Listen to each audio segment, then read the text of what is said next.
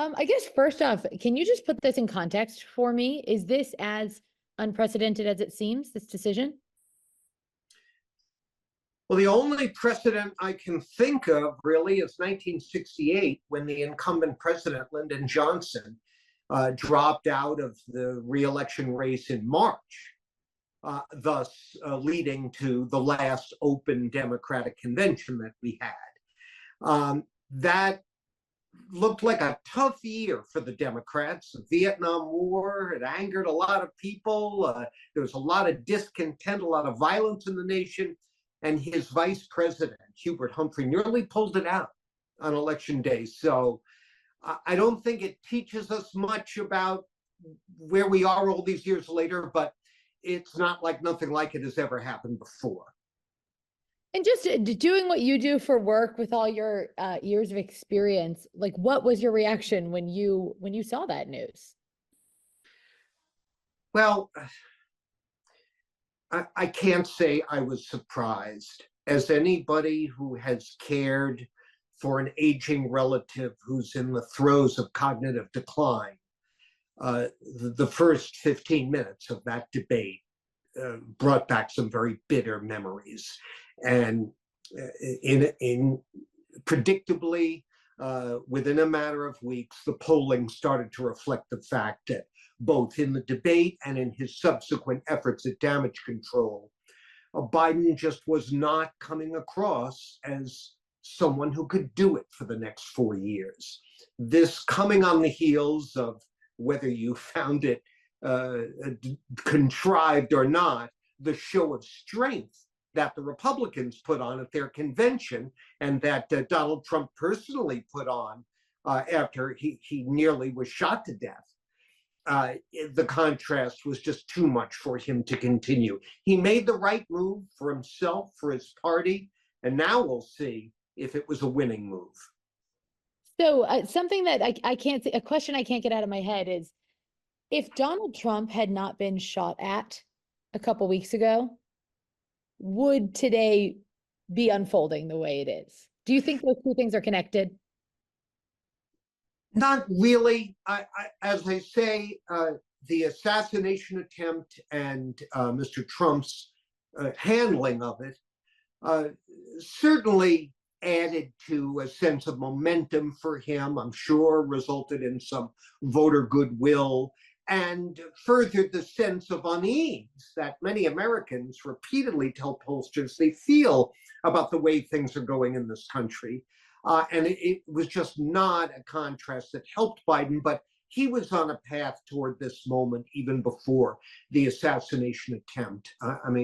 A lot of people watched that debate or heard and read about it later. And there were a lot of people who saw his subsequent attempts to repair the damage, which were by any measure a failure. So this had to happen, and it did. And what about the decision to endorse Vice President Harris? I mean, it seems like the natural next step, but was there ever even an option for somebody else, or was this the way this was always going to go? You know, Kamala Harris suffers from the same problem that all vice presidents have. Not too many people know who they are. Not too many people know what they do. And so they don't think very highly of them. It's baked into the cake. And she also has her doubters within the Democratic Party. I think one of the most significant events of this weekend that led to the Biden endorsement was a signal from the left wing of the party in the person of our own Senator Elizabeth Warren, who went on national TV to express her support for Harris and her admiration for her support for her should Biden decide not to run. The Warren-Harris relationship is well known in Washington as not the best. So for her to come out before Biden had made his announcement and say that was a signal that at least from the left wing of the party, you may not get the kind of pushback that some had feared. Now, it's important, Biden's endorsement, you know, I assume he'll be a delegate to the convention. as president of the United States, he's certainly one of the so-called superdelegates. It'll be interesting to see if the other delegates follow his lead on this. I suspect that they will, and it's important that they get this taken care of fast. If 3.5 weeks from now, or what is it, the 19th, I guess is, if nearly a month from now, the Democratic convention is kicking off and Harris is not locked in as the nominee, that's trouble for the Democrats, because anybody who gets 300 signatures could put their name in nomination on the convention floor and stir up a lot of trouble, or at least create an unflattering spectacle. Harris, the party needs to close ranks behind Harris quickly, show some unity of their own, and let voters compare that with the unity they saw at the Republican convention, and then get to work fast. One other point I want to make about that, Kristina, you're going to hear a lot of talk, we're talking about the task the Democrats now have. They have a very short period of time to completely redesign their campaign and get it going, get it up and running. But the Republicans also have a comparable task. Yes, they've had their nominee for a while. He's not going anywhere. But the entire Republican/Trump campaign has been predicated on the notion that they'd be running against Joe Biden. Just think about all the work that's gone on in the last 4 years to demonize Hunter Biden, the president's son. Well, that doesn't do you any good now. So the Republicans have their work cut out for them almost as much as the Democrats do. Right, to shift that focus over to Kamala Harris now. And change their advertising approach and think it through.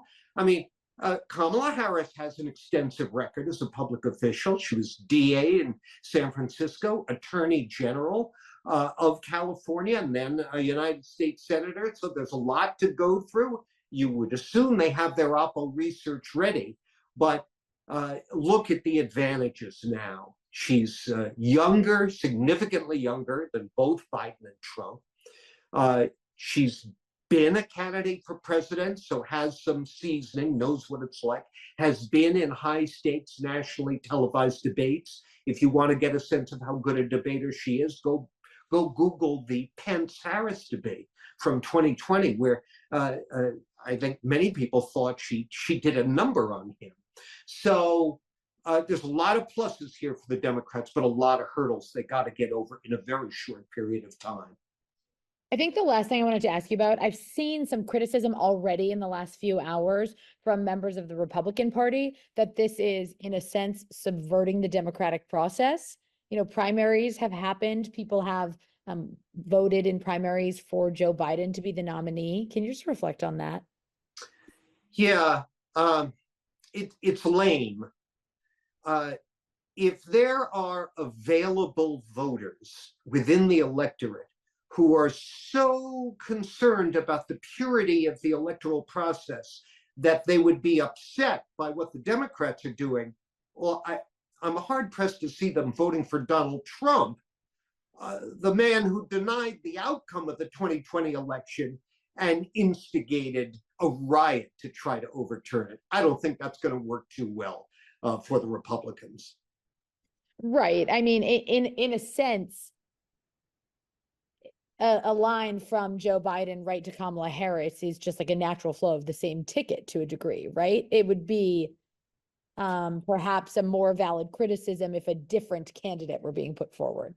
I mean, look, an argument could be made that not just the voters in 2020, but Democratic primary voters were voting for both Joe Biden and Kamala Harris, right? They're a pair. So while there certainly will be some, and are some, angry, disgruntled Democrats who feel like, gee, I did all this work, what was it all for? But, you know, these are, in many ways, unprecedented times, or at least highly unusual times. And, you know, when you poll Democrats, there was a Massachusetts poll that came out just the other day that showed that for the first time in a while, concern about the future of democracy has overtaken all other issues as the most important issue to Massachusetts Democrats and Democratic-leaning independents. That's quite a statement, because that's a euphemism for worried about Trump getting in for another 4 years. So when you have that high level of alarm over Trump getting back in, and the man who the polls were showing would probably lose to Trump in November just stepped out of the way to give someone with an arguably better chance a shot at it, I think that's likely to energize more Democrats than it disappoints or disillusions. Okay, Light, I have one more question. I'm sorry. Okay, anything you want. You alluded to this in how Republicans now need to shift their ad strategies, their attacks on the Democrats. What happens to the age issue now? It feels like age of the candidates has defined this entire election cycle up until this point. Now what? Now Donald Trump is the oldest presidential nominee ever. Now Donald Trump is the oldest presidential nominee ever, and also someone who has had his awkward moments on camera in recent months that, believe me, the Democrats are going to make an issue out of. What's sauce for the goose is sauce for the gander. They use the age issue because it's stuck to Biden. Can they make it stick to Trump? I'm sure Kamala Harris and her people are thinking about that, among other things, right about now.